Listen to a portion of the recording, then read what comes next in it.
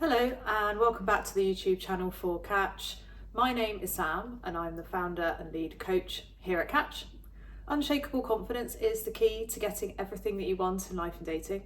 So on this channel we talk about everything to do with confidence, mindset and how to utilise that in all areas of life, but with a particular focus on dating and relationships.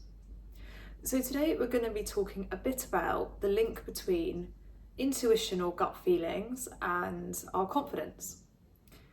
There are these two phrases that we hear quite a lot in life, which is that trust your gut and follow your intuition. You know, what does your gut say? And overall, our perspective is from a confident mindset and from a confident basis, this is good advice. Because when you are in a confident place, a secure place, an emotionally regulated place, you're able to access this inner wisdom to look at circumstances that are in front of you and assume the best, or pick up on how other people are feeling, or just know things about a situation and therefore how to respond appropriately to get the outcome that you want. And when we're in a confident place, we're more likely to assume positive things and have a positive mindset, which creates that, and assume the best of a situation rather than interpreting the worst from something, and therefore take actions which move us positively in the direction that we want. So if, for example, it's a job and maybe we haven't heard in a few days, when we're feeling confident or emotionally balanced, calm, secure within ourselves, we're going to naturally assume that it's just something going on internally within the company and that we know that we're good enough for the job and we're going to hear back within a few days and then we're sure we're going to get the job and move forward. Or that even if there are kind of negative or circumstances that appear in front of us, that rejection is redirection and we're going to get something even better. And the same in dating, and we talked about this in a few videos.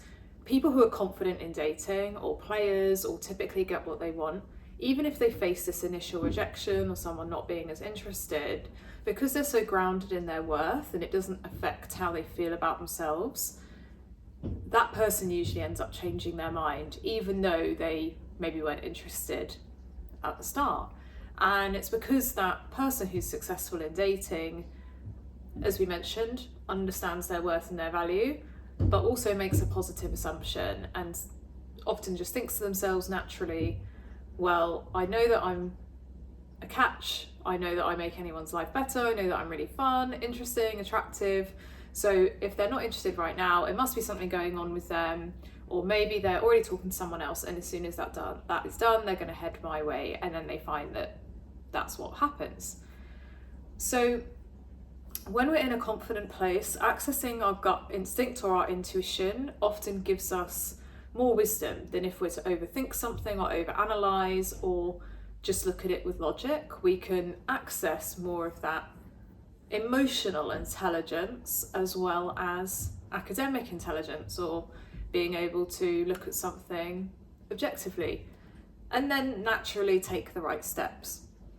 However, where there is an issue when it comes to confidence and trusting our intuition or following our gut instinct is in a couple of different scenarios. So the first is, if we've not been confident in an area, or we are deliberately building our confidence in an area, or taking more risks in an area, or believing things are possible for us that maybe we didn't believe before, that can feel very unsettling and unsafe. And we did a video that deep dives into this, so we'll link that in the description box below. But because our body is used to expecting one thing, so maybe expecting rejection or only believing that certain jobs or people are available to them, when we start taking a different approach, it can feel like our intuition or something in our brain or our body is screaming at us and saying, no, don't do that, you're going to get hurt, you're being stupid, why do you think that you could start that business or have that job or make that friend or travel to that place by yourself? And so it can feel like our intuition is telling us not to do something, because it feels scary. But that fear doesn't have to be true for us. We don't have to listen to those thoughts or cave into those emotions.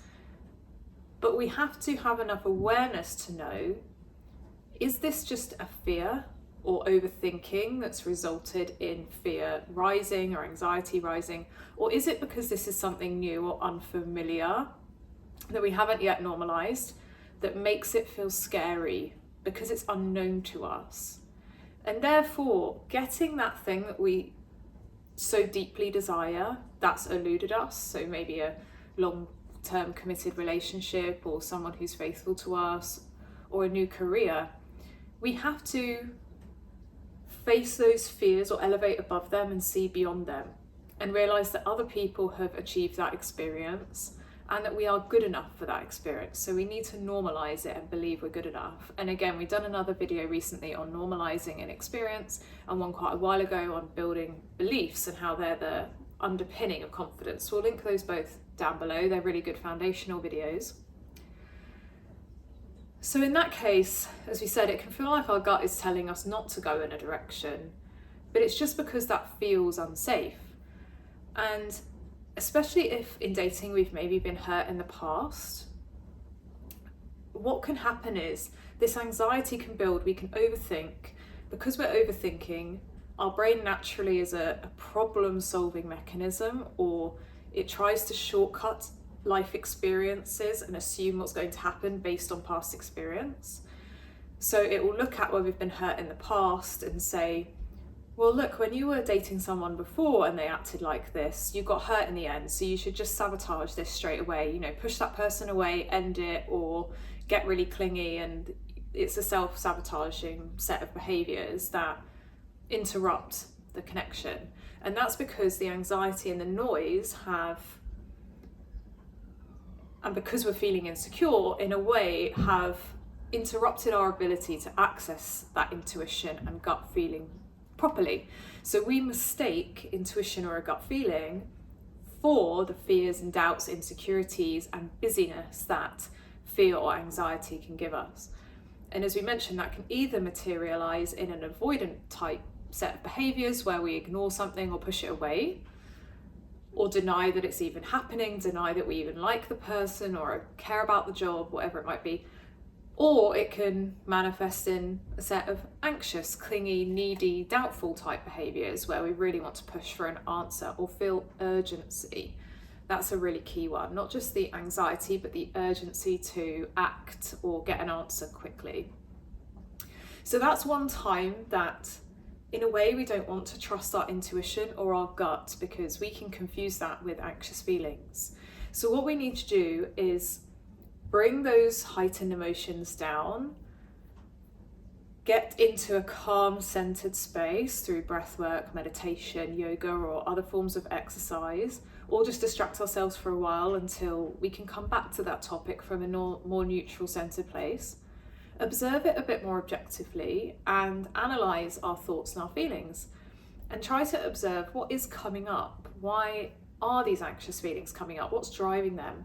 And underneath that will often be a lack of belief in some way, not feeling good enough, not feeling worthy, or not feeling that that experience is normal for you, or past experiences that have shown you something else, and therefore it's difficult to believe that it could go well this time. And that's what you need to focus on addressing, is building that belief, building your confidence in that area. Give yourself what you need in that moment, and then come back to that topic with that fresh perspective and from that balanced place, that centered, calm place of confidence. And then you can much better access your inner wisdom and figure out how to move forward and what the best approach is. So yes, we want to listen to our gut and our intuition, but if we're going after something new or something unfamiliar, we need to make sure that we're actually accessing our gut and our inner wisdom, or our higher self, or God, some people might even consider it, rather than letting those doubts or fears or overthinking get in the way. And a good way to access that actually is in our body, because when we are anxious or fearful or doubting, it's our mind that takes over and we're trying to control the situation or the people involved by expecting them to show up exactly how we would act, or we would expect them to act in a perfect world. And thinking more about it is not going to solve it. It's always when we come into our body, make sure that we're relaxing our body, or do something else. And people always say, you know, I have the best ideas when I'm on the loo, or in the shower, or I'm going for a walk. So even try and, you know, once you calm down, put something out of your mind for a couple of days and just trust yourself and tell yourself, I trust myself to figure this out, but I don't need to actively try too hard. I can just let it be and let it marinate in the back of my mind, and the answer will come to me. You know, the wisdom will come to me, and I'll just know what to do. So that's the first caveat. The second time that we would advise looking at your intuition or your gut feeling with a little bit of suspect is not only when we're going after something new or that we haven't had before, but our gut and our intuition is often rigged by past experience, and especially past pains. So as we mentioned earlier in this video, it will shortcut and link two different experiences. So for example, if texting gets a bit dry and then in the past someone has ended things with us, then what our brain can sometimes do is link those two things via neural pathways. So at the subconscious level, we assume those two things are connected. So as soon as we see dry texting, we will assume that person's going to end it, and we might then decide based on that, okay, we're going to end it first, for example, rather than be vulnerable or set ourselves up for hurt. The problem with that is that just because something has happened in the past, it doesn't necessarily mean that that has to be true for you in the future. And it doesn't also necessarily mean that that's been true for somebody else. So there are people out there who can stay confident in the face of adverse circumstances or perceived undesirable circumstances, and because they stay calm and positive, they materialize a different outcome because they respond in a different way. So some people might be so busy and enveloped in their life and focused on themselves that when they see the behavior of someone texting less, or they perceive someone pulling away, rather than assuming, okay, they're going to end it with me, they might assume, okay, this person is clearly busy, or they're processing their own emotions, they're leveling up for me, or I actually trigger them because they really like me. No worries, I'm going to focus on myself for a few days, and then that person ends up coming back, apologizing, and things work out for the better. And in terms of how our confidence works and our beliefs work, our brain uses confirmation bias, so it will always look for evidence of things that we believe that we already know. So going back to that instance, because our brain believes that those two things are connected, whenever it sees someone perhaps pulling away, it will perceive that as somebody who's eventually going to end it, and it will ignore any evidence to the contrary. Even if, say, you're still meeting up a lot but the texting has got drier between meetups, or you know someone's busy at work, your brain will naturally hyper-focus on the thing that it's seen before that is a risk to us or our safety in some way, hyper-focus on that, and then tell us to take a certain action. So not only can our intuition or the fears and doubts that override our intuition play tricks on us when it's something new or something we haven't experienced, but it can be when we've had difficult experiences in the past or identify in a certain way. So, you know, we're always the person who's ghosted, or it never works out for us. And because of that, it looks for the evidence that something negative is going to happen. And this happens positive and negatively, but just to carry on this example, then will tell us how to respond based on that. Whereas other people might observe it differently, perceive it differently, respond differently, and get a different outcome. And what we often see in dating specifically is that because people have experienced things a couple of times, they will then create these rules for dating, right, that are to protect themselves, and fair enough, we should all have standards. But sometimes those rules don't leave for much grace or imperfections in another person, and also can cause us even more anxiety because we're then scared about those behaviours appearing in front of us, and then we have to make the difficult decision whether to end it or whether to bring it up or not. So for example, some people might cut off someone if they don't get a text back in 3 hours. Like I've seen that online, which to us we think is a very short amount of time and doesn't give people much grace for being focused at work or finishing off something else, or the fact they might have seen online that they should play hard to get. Or for example, if they don't hear back from a job for a couple of days, they might cut it off, for example. It can feel like we're being confident in setting standards and having boundaries, when really those are rules that we've made to interpret the world around us based on very limited personal experience, usually a handful of times that maybe we've seen the same thing happen with a couple of different people, that then become this subconscious rule for how we live our lives that doesn't leave much for people to surprise us or spontaneity or situations to change. Whereas the mindset which we see in very confident people is they might have standards, but even if they meet people who aren't meeting those standards straight away, they have so much self-worth and self-respect, they won't put energy into over-analysing that behaviour or going, oh, that person's not texting me. Do I call them out on it? Do I cut things off? Do I try and fix this? They don't try and meddle and feel like they have to prove themselves or take an action. They just don't put energy into it, and they assume it's something to do with them, it'll fix itself, and they move on. And so it's just they're a lot more in flow. There's not lots of stress about over-analysing things or understanding things or setting boundaries, etc.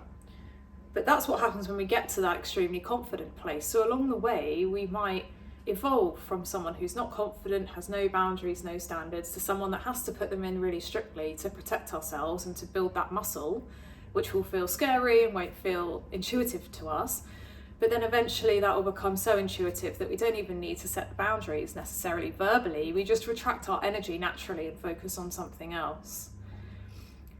And therefore, when we're in that really confident place, we can trust our intuition and our gut, but we don't feel like we need to fix anything or change anything. We're in that flow type state. And sometimes we can talk about these modalities in work as being unconsciously unconscious, so we don't know what we don't know. We might not know we're self-sabotaging because of insecurities. As we're going through this change process, which is where our intuition might feel a bit off, is when we're consciously incompetent. So obviously it's unconsciously incompetent, consciously incompetent, so we know that we're doing something wrong, we're trying to change it. That's when it all feels a bit funny and we're having to make a lot of effort. And then when it becomes natural is when we are consciously competent. So we know that we are doing it, we know that we're doing it right, and it feels natural and we don't need to think about it anymore. And that's when we can start trusting our intuition again and things feel a lot easier without taking lots of conscious thought. So hopefully that has helped explain the link between confidence and intuition, and when to access our intuition or when it might lead us astray because of past hurts, insecurities, or because we're changing and trying to do something different. If you are in that place where you are struggling to trust yourself and access that intuition and you're not sure what to do, we'll link a few videos below about building your belief and starting to build your confidence, where to start. But a few tips and tricks are to visualize the version of you that already has the outcome that you want. So if you knew that you were a player and very successful in dating, if you knew that you always got the job you wanted, if you knew that you were able to start that business or have that career, how would you hold yourself? How would you respond to the situation? How would you express yourself? What would you say? What boundaries would you set? What standards would you have?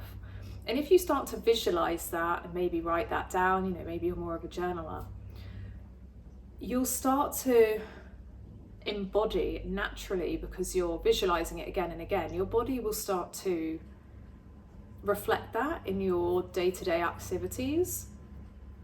So it starts to take it from that consciously incompetent place to that consciously competent place, and you can start to make different decisions. So we would suggest visualizing or writing down what that version of you would look like, then start to embody it or use that or that envisaged version of you to decide how to respond to situations until such time it starts to feel natural for you. So I hope that helped. If you have any questions or comments, or this resonated, maybe you've had a similar experience, let us know down below in the comments. We're also doing a competition giveaway at the moment to start a movement around confidence, and it's free to enter. You just need to subscribe to this channel and leave a comment on a recent video with a tip or trick on confidence or dating for others, or maybe a question or a video idea, something to help build the community and help uplift others. But all the details are down below. Thank you for liking, sharing, commenting and subscribing, and we'll see you in the next one. Thanks, bye.